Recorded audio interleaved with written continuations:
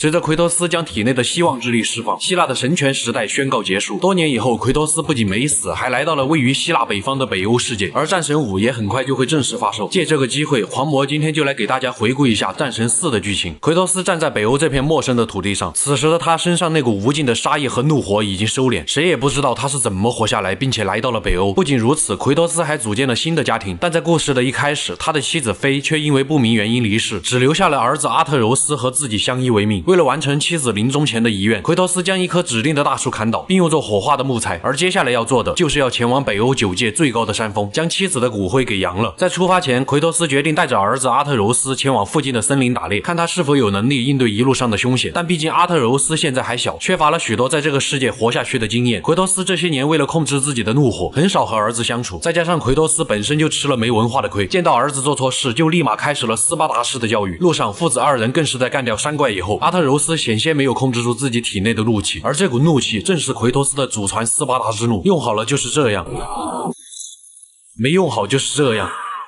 奎托斯见儿子还并没有能力应对一路上的阻碍，就带着儿子回到了家，准备过了年再说。但一位不速之客的到来却改变了奎托斯的计划。一开门，这个陌生人就开始嫌弃奎托斯太矮。尽管这个瘦巴巴的老爷们来者不善，奎托斯还是压抑住了心中的怒火，只是客气的让他给爷滚。但陌生人却直接一拳将奎托斯打飞了几十米远。奎托斯这才意识到本地的神也太不礼貌了，于是立马和陌生人战斗了起来。但如今的奎托斯已经不再像是那个残暴嗜血的斯巴达战士了。最终在2人心满意足的打烂了一片小山以后，奎托斯扭断了陌生人的脖子。陌生人走得很安详，情绪非常稳定。相比于之前死在奎托斯手里的那些希腊众神，可以算是生得无痛，死得轻松了。奎托斯拖着因为战斗而疲惫不堪的身躯回到家中以后，他意识到这里已经不能待了，于是带上还未准备好的儿子，开始了前往9界最高山峰的路。就在父子2人来到一处高地后，他们发现原来是包裹住森林的防御符咒已经失效，才导致陌生人和大批怪物来到这片森林。看来是因为奎托斯当时砍掉的树的关系，而这棵树正是妻子生前指定的。带着心中的疑惑，父子2人继续踏上了旅途。路上他们认识了矮人铁匠布洛克以及布洛克的兄弟辛德里。本来奎托斯并不是很相信这些陌生人，但奎托斯手上那把妻子留下来的利维坦之斧正是由铁匠2兄弟所打造。最后2兄弟把售后给包了，奎托斯才勉强把斧子交由他们升级改造。再次前进的路上，父子2人因为一头野猪认识了一名叫弗利亚的神秘女巫。借阿特柔斯出门采药的机会，弗利亚对奎托斯坦白，他已经看出了奎托斯是一个外来的神。然而在北欧这个国度并不欢迎外来的神。奎托斯一听有点坐不住了，他才不会管这些神会怎么样，只是不想让儿子现在知道自己神的身份。弗利亚很懂事，并没有告诉阿特柔斯这件事情。在父子临走前，弗利亚还为2人施加了隐藏行踪的印记。再次启程，奎托斯带着儿子乘船来到了9界之湖。根据湖中雕像的指引，奎托斯将利维坦之斧丢进了湖中，紧接着湖面开始了剧烈的震动，世界之蛇耶梦加德从湖中浮现了出来。